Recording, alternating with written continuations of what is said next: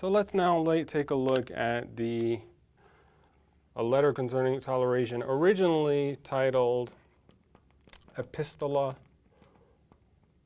de Tolerantia, and originally written in Latin, which at the time was the international common language of all of the scholars and many literate people, although simultaneously there was a growing shift towards the use of vernacular languages.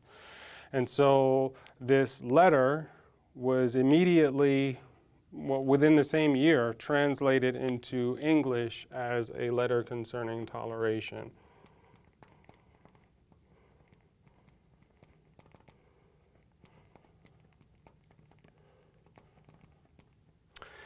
And what we'll do is we'll just kind of read through it, noting some of the major themes.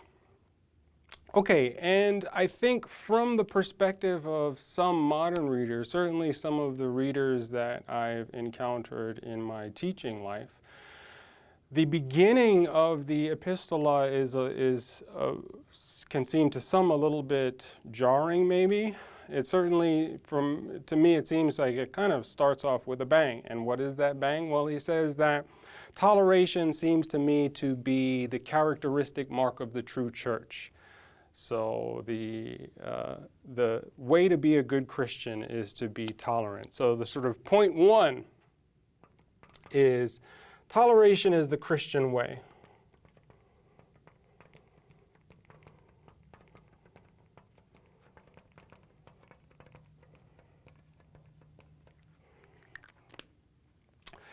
And kind of lurking in the background, he does come out explicitly later on to say that what this means ultimately is that if toleration is the Christian way, and part of being a good Christian is to be tolerant of others, toleration is also the way, or one of the ways by which one will gain eternal salvation.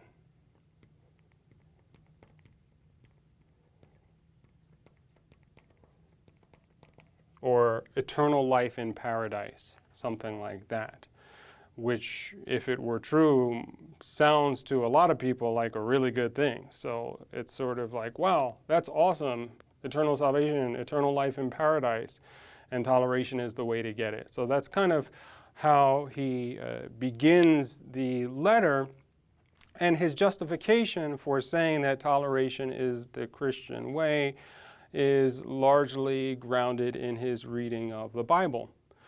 So I'll just quickly read to you from the letter and go through the passage where he makes this claim. If, like the captain of our salvation, they sincerely desired the good of souls, they would tread in the steps and follow the perfect example of that Prince of Peace, who sent out his soldiers to the subduing of nations, and gathering them into his church, not armed with the sword or other instruments of force, but prepared with the gospel of peace and with the exemplary holiness of their conversation.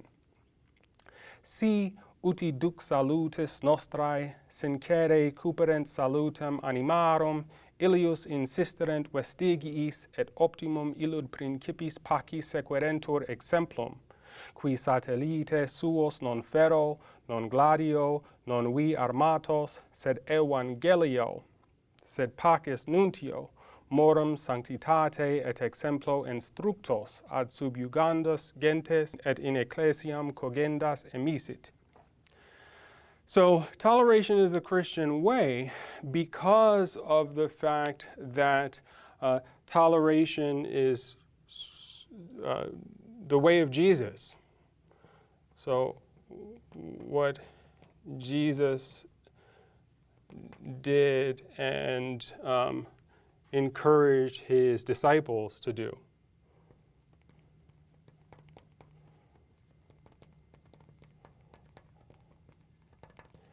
And we know this because we find it in the Bible.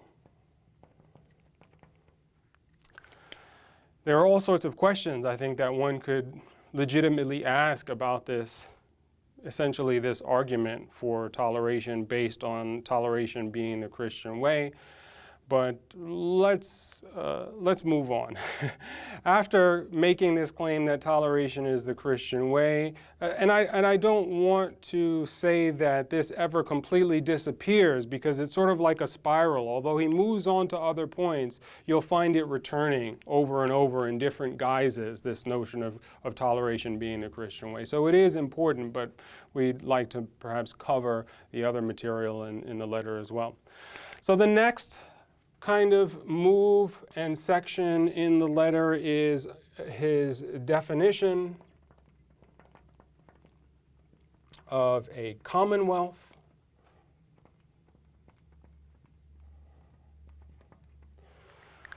Where a commonwealth is essentially the kind of governmentality or the kinds of governmental systems that were in place circa 1689. So certainly that would include things like territories controlled by hereditary monarchs or something like that. But it looks like, I mean, he was aware of the Dutch Republic, so it looks like maybe something like the Dutch Republic might be another example of a commonwealth taken from that period. Maybe a constitutional monarchy or a limited monarchy of the type inaugurated by the English Revolution of 1688. So that might be a kind of a minimum set of concrete examples of commonwealths, maybe something like the United States government of today. That might be a little bit of a stretch, but minimally, I think a commonwealth would include many of the governments that he was surrounded by. What is Locke's definition of a commonwealth? Well, let's take a quick look. The Commonwealth seems to me to be a society of men constituted only for the procuring, preserving, and advancing their own civil interests. Civil interests I call life, liberty, health, and indolency of body, and the possession of outward things, such as money, lands, houses, furniture, and the like. Res publica mihi videtur societas hominum solomodo ad bona civilia conservanda promovenda quae constituta, bona civilia voco vitam, libertatem, corporis integritatem, et indolentiam, et rerum externarum possessiones, ut sunt latifundia, pecunia, supellex, et cetera. So a commonwealth is a society of men, let's be charitable and say people,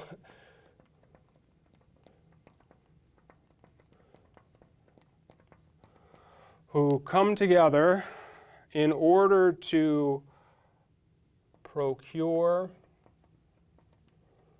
promote, and preserve their civil interests,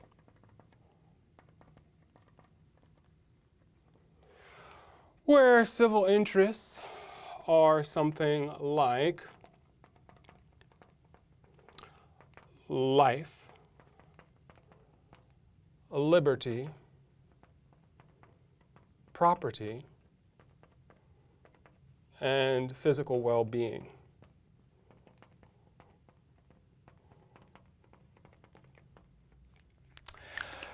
Why would a commonwealth be necessary? Well, there are a lot of potential reasons. One that he mentions in the letter actually is that the goods that we require for a good life, or maybe even the things that we require to live at all, are not the spontaneous products of nature. Now that also seems to perhaps be connected to the Bible again by means of the curse that God levied on the earth because of original sin. So there's a whole kind of question about the concept of nature's paucity of resources. But be that as it may, since nature does not spontaneously provide for our needs, we have to go out and work hard for it, and we'll come back to that theme in a moment when we talk about the two treatises on government. But there are people out there who are scummy, right, who are going to prey on the hard workers because they don't want to bother to do the hard work that's necessary to provide the things that we need for a successful life on earth, or maybe, as I said, even a life at all, even just bare survival, perhaps. So that's what he says in the letter, but I think I'm not sure that strong of a statement is necessary. It might just be that perhaps we could procure our own material needs on our own, but maybe we just want more than is possible for us to have when we, as it were, labor by ourselves, by our lonesome. And so I think the concept of a commonwealth as a society of people gathered for their civil interests allows for a bit of latitude when we're thinking about where this commonwealth is coming from. Maybe it's just because we would like a better life than the lives we have by ourselves. Okay, so he's made this definition, and one way to read that whole theme, which runs through the rest of the letter, is that by defining a commonwealth in this way, we then produce a kind of a circumscribed domain, a domain for civil action, or action by what he'll call the magistrate, where a magistrate is essentially some sort of agent of the Commonwealth, or power, some body or individual in the Commonwealth who possesses the authority and power or something like that to regulate the affairs of the Commonwealth. Okay, so defining the Commonwealth in this way allows us to circumscribe a domain of, for maybe we'll say, justified and appropriate civil action.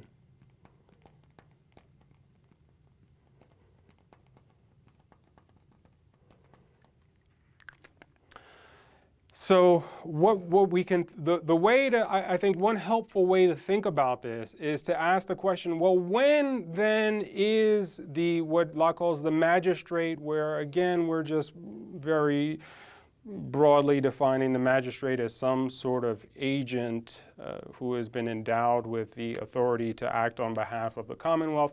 When is the magistrate justified in using its power to affect the lives of the society of those living in the Commonwealth, right? So when can a magistrate use force? So that's one question that I think will help move things along a bit. And the answer Locke gives is that, in effect, that the occasion when a magistrate can justifiably and appropriately use force is when someone in the Commonwealth infringes on the civil interests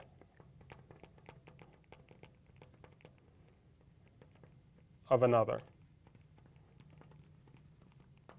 So, for example, if someone were to rob someone else, if someone were to beat someone else, kill someone else, or kidnap them, something like that. So that would be a circumstance when, given this definition, the magistrate could rightly, as it were, justifiably interfere with the civil interests of someone living in the Commonwealth. So what I'd like to do is just take a moment and read a passage about that. It is the duty of the civil magistrate, by the impartial execution of equal laws, to secure unto all the people in general, and to every one of his subjects in particular, the just possession of these things belonging to this life. If anyone presume to violate the laws of public justice and equity established for the preservation of those things, his presumption is to be checked by the fear of punishment, consisting of the deprivation or diminution of those civil interests or goods which otherwise he might and ought to enjoy. harum rerum ad hanc vitam pertinentium possessionem justam omni universim populo, et singulis privatem subditis, sartam tectam servare officium est magistratus civilis per leges ex aequo omnibus positas, quasi quis contra ius fasque violare velet, ilius comprimenda est audacia metu poinae, quae consistit vel in ablatione, vel imminutione eorum bonorum quibus alias frui et potuit et debuit. So, the magistrate is justified in using force when someone infringes on the civil interest of another, and it, so to speak, applies this force by means of taking away the offenders, or taking away or otherwise affecting the offender's civil interests.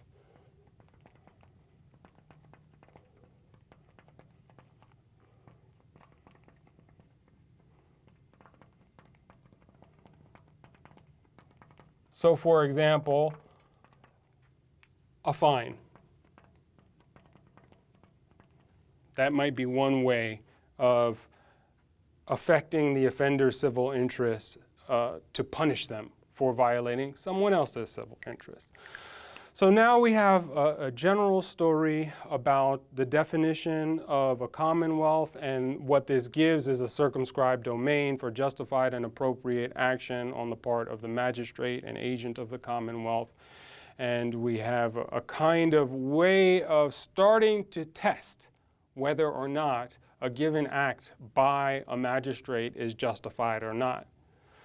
So we can now sort of look at particular cases and see, has this person infringed on the civil interests of another? So if we think about a case like the belief in the Trinity or something like that, with which Locke seems to have had some deep questions and it looks like doubts about, that might be something that doesn't look like it infringes on the civil interests of another. And so if something like belief in the Trinity or disbelief, Unitarianism versus Trinitarianism, that kind of difference, if that's the sort of thing that if I'm a Unitarian, let's say, living amongst Trinitarians, it doesn't seem like my being a Unitarian is going to infringe on the civil interests of another. I should say that the person who translated, William Popple, the Epistola de Tolerantia, was himself a Unitarian.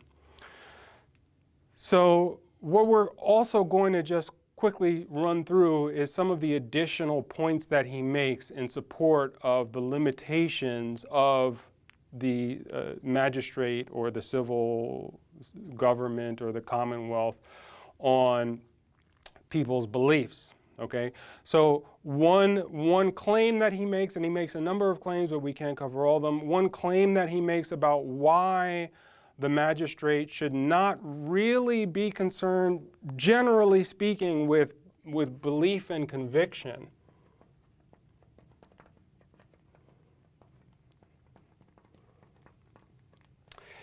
So if we look at these civil interests, their belief isn't on this list.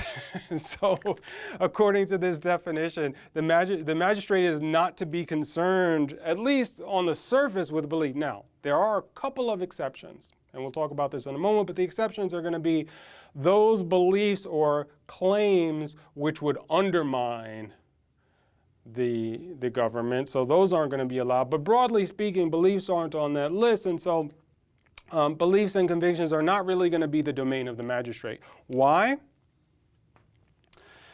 One of the reasons he gives, which I think is very interesting, is he says essentially that outward force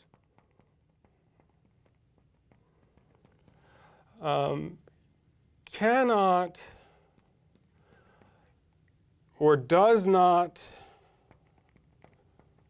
maybe cannot and does not work on the intellect.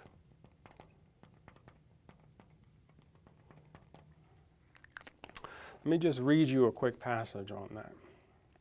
The magistrate's power consists only in outward force, but true and saving religion consists in the inward persuasion of the mind, without which nothing can be acceptable to God.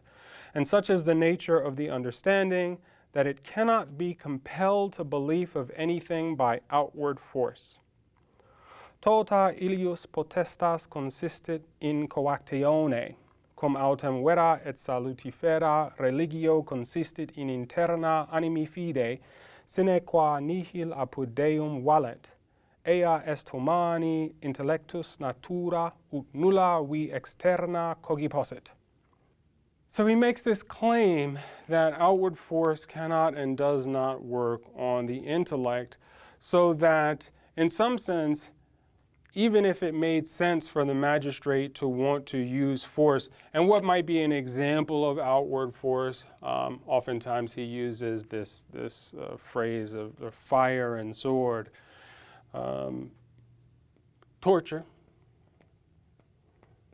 Okay, that might be an extreme example of the use of outward force in an attempt to kind of change someone's mind, as it were, change their belief. And an example of this might be something like torturing someone to change their mind from being a Unitarian to a Trinitarian. Okay, so that might be an example. And there's some serious questions I think one might have. As a bit of a side note, it's somewhat interesting to note, I think, that in the Constitutions of Carolina, he says that slaves should have freedom of religion, but they also should be subject to the absolute power of their absolute authority and power of their master. And interestingly, I think this might be a way to kind of justify that, right? Because there's a sense in which even though the master of the slave has this absolute and total power over the physical bodies of their slaves, nevertheless, since the intellect can't be forced, it's okay, as it were. There are some questions you might have. Well, what if there's a church in which a preacher is preaching the gospel, the truth, the true religion?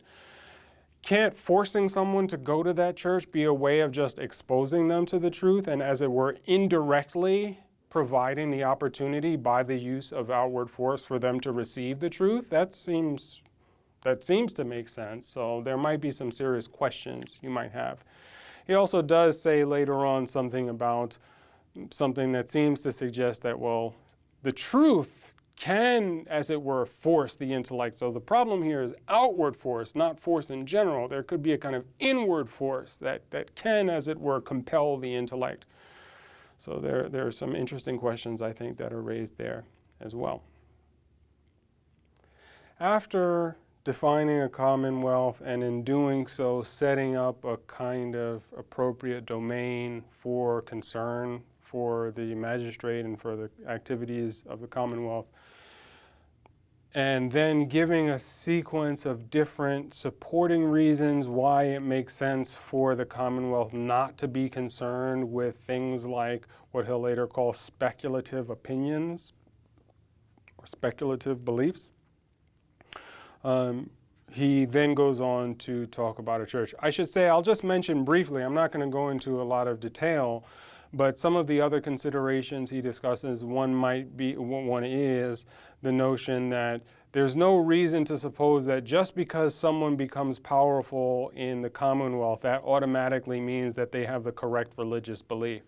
So it might be that, let's say there's some hereditary monarch that inherits the throne in a region or territory or realm in which you live. There's no reason to suppose that automatically that person is going to know what the right religion is.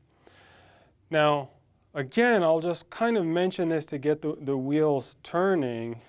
It does seem like he has this idea that there is, of course, a true religion, right, or true church, true religion, and that most people are wrong about it. So that's another interesting kind of claim that I think is going on in the background. He then goes on to give a definition of a church.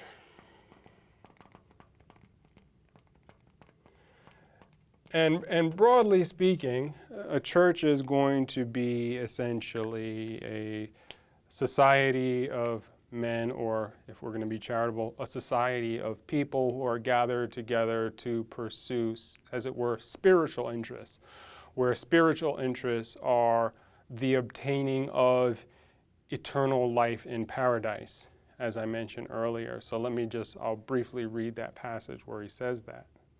A church is a voluntary society of men joining themselves together of their own accord in order to the public worshiping of God in such manner as they judge acceptable to him and effectual to the salvation of their souls. And later on, he describes the salvation of their souls as acquisition of eternal life. Ecclesia mihi videtur societas libera hominum sponte sua coiuntium ut Deum publicae colant eo modo quem credunt numini acceptum fore ad salutem animarum. And later on, again referring to salvation as vitae aeternae acquisitio. So the definition of a church is going to be this voluntary society. He emphasizes the voluntary part for various reasons. It's not entirely clear that the Commonwealth isn't voluntary, as I mentioned before. So whether or not the voluntary part really distinguishes the church as a society of people from a Commonwealth is not obvious. But anyway, church is a voluntary society of people that are gathered to obtain eternal life by means of the public worship of God.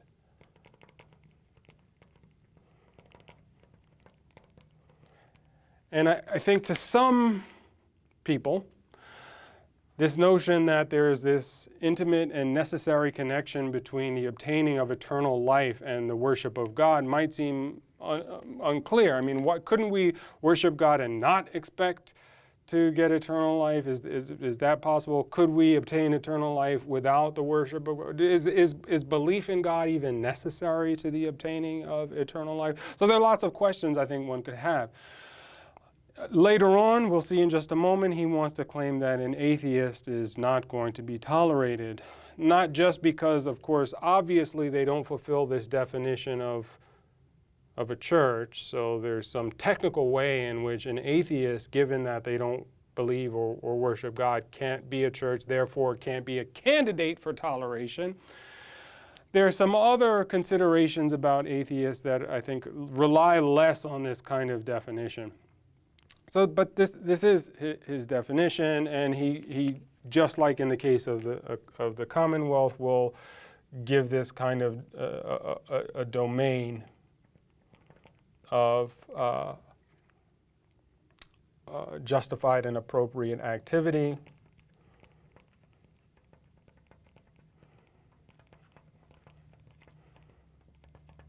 So, among other things, a church has the power to make its own rules and laws. Oh, sorry.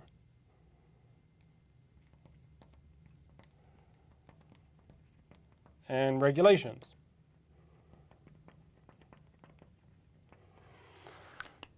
There are going to be lots of things that fall under this power to make its own rules and laws and regulations. I'll just give you a little smattering or sampling of these kinds of rules and laws and regulations.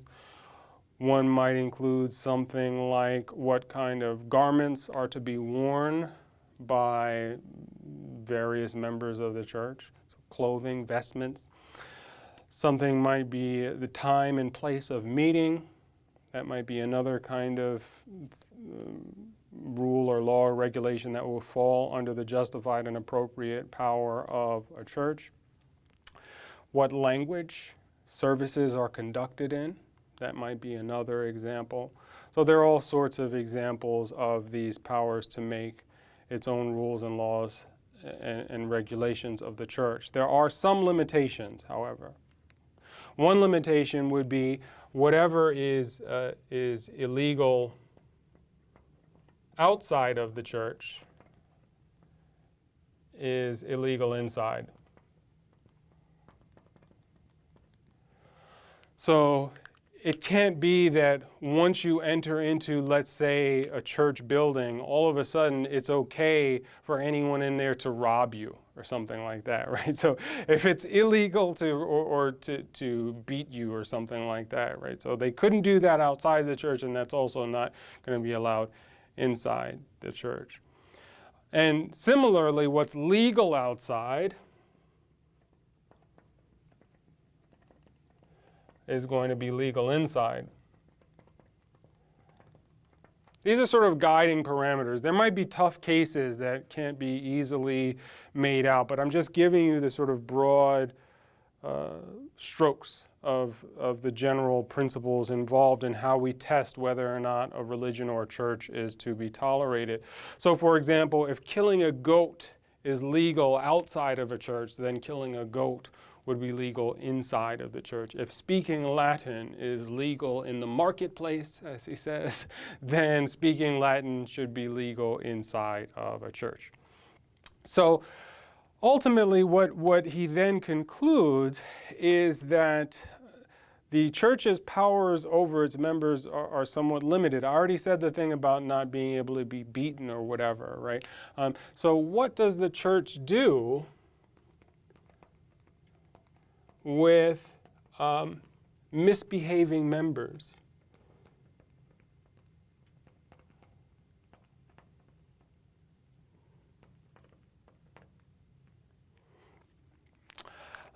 Okay, and here's what he has to say about that. The arms by which the members of this society are to be kept within their duty are exhortations, admonitions, and advices. If by these means the offenders will not be reclaimed and the erroneous convinced, there remains nothing further to be done but that such stubborn and obstinate persons, who give no ground to hope for their reformation, should be cast out and separated from the society. This is the last and utmost force of ecclesiastical authority. Hortationes monita consilia arma sunt huius societatis, quibus membra in officio continenda, sihis non corrigantur delinquentes, errantesque reducantur in viam, nihil aliud restat, nisi ut reluctantes, et obstinati, nullamque melioris frugis de se spem praebentes, a societate prorsus eiuncti reiiciantur. Haec suprema et ultima est potestatis ecclesiasticae vis. What does the church do with misbehaving members? It tries to persuade them. Persuasion. And if that doesn't work, then you have expulsion and excommunication, which is the ultimate and final power of the church. Shortly after making this claim, he makes this interesting little remark about the Americans, which I just want to mention because I find it fairly fascinating that these Americans, and what he means by Americans are what we would call indigenous Americans, indigenous peoples, or American Indians, sometimes the phrase is used. Indigenous Americans, the Americans show up in the Letter on Toleration, they show up in the two treatises, and they show up in the essay concerning human understanding. So the Americans can be found, so to speak, walking around all of the major works from Locke's Annus Mirabilis. And here's the passage. Not even Americans, subjected unto a Christian prince, are to be punished either in body or goods for not embracing our faith and worship. If they are persuaded that they please God in observing the rites of their own country, and that they shall obtain happiness by that means, they are to be left unto God and themselves. Nemo hominum religiones causa boni suis terrestribus evertendos, nec Americani principi Christiano subjecti ideo vita aut bonis exuendi, quia Christianam religionem non amplectuntur. Si patriis retibus sedeo placere, et salvos fieri credant, sibi et Deo relinquendi. Okay, so the Americans are not to be they are to be tolerated. This is a claim that's also manifested in the fundamental constitutions of Carolina. I want to just again take note of the fact that if this is true, we're going to have to somehow make it the case that the Americans are theists and also believe in the immortality of the soul. And in Locke's notebooks, he has copious notes that he's taken from books about people, Europeans working and living amongst indigenous Americans at the time, where he thinks he can plausibly conclude that the Americans are theists, or at least some of them, and at least some of them also believe in the immortality of the soul. But that's clearly going to be a requirement if the Americans are to be tolerated. Okay, what is not tolerated? So here's the last section of our discussion of the letter on toleration, and we'll talk about that. Not to be tolerated.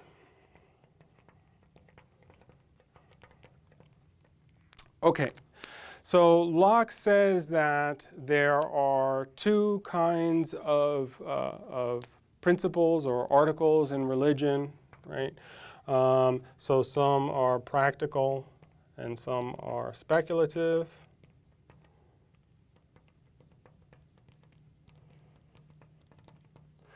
Where the speculative positions terminate in the understanding. Okay, so the speculative things, as it were, stop in the mind. The practical ones don't. So the practical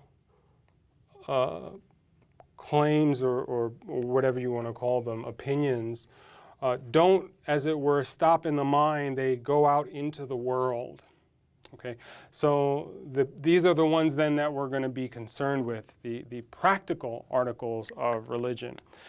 And there are a couple that are going to not be tolerated. The ones that are not going to be tolerated are the ones that undermine the Commonwealth.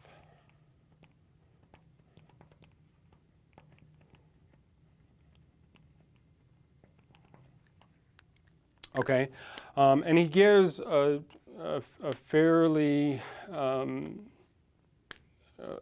good sampling of the kinds of practical opinions that are going to undermine the Commonwealth. One is going to be something like faith should not be kept with heretics or heretics.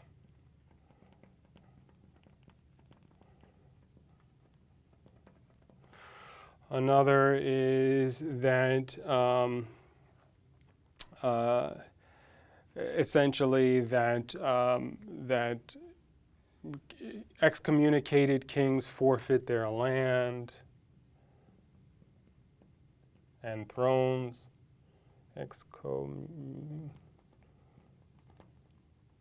Or rulers, we might say.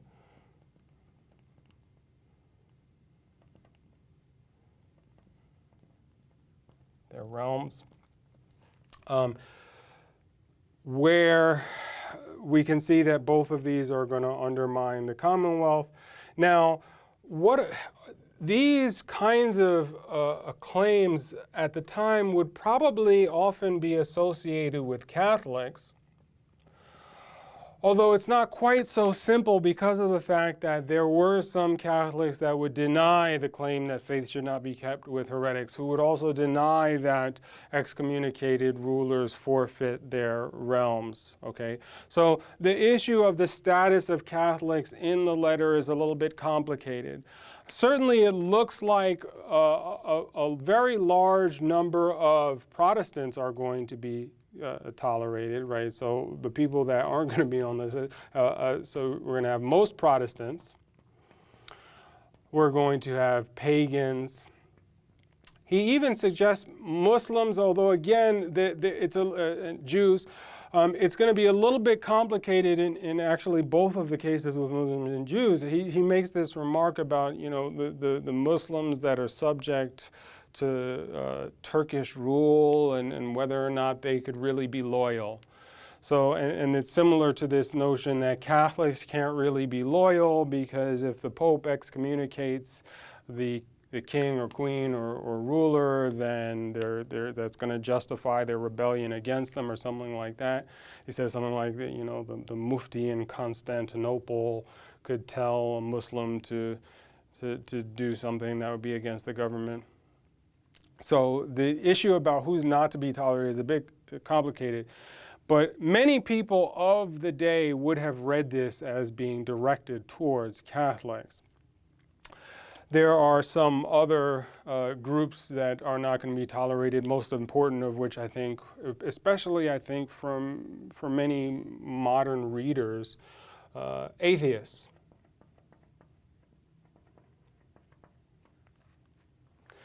Atheists are not to be tolerated. And I want to kind of maybe conclude with a brief discussion about why that's not the case, or why atheists are not to be tolerated. Let me just quickly read that passage where he says that. Lastly, those are not at all to be tolerated who deny the being of a God. Promises, covenants, and oaths, which are the bonds of human society, can have no hold upon an atheist. Ultimo, qui numen esse negant, nullo modo tolerandi sunt. Athei enim nec fides, nec pactum, nec iurandum aliquod stabile et sanctum esse potest, quae sunt societatis humanae vincula. As I said, although he says atheists don't, you know, they don't fulfill this definition, so obviously they can't be tolerated, I think there's a bit of an attempt at a deeper explanation about why atheists shouldn't be tolerated. And I think the idea is something like this. A healthy, properly functioning Commonwealth requires that people, broadly speaking, keep their promises and are able to be trustworthy in different arenas of life.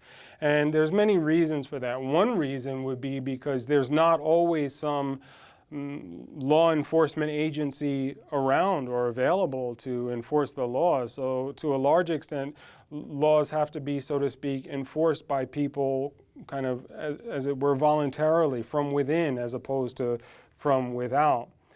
There's nothing to stop an atheist from constantly breaking their promises. And the thought is that, well, they're not concerned with the afterlife, which means that they're just concerned with worldly gain. Someone who is a theist, who does believe in the afterlife, is going to be afraid of violating the laws of the Commonwealth, even when they can, because they'll know, so to speak, God is watching.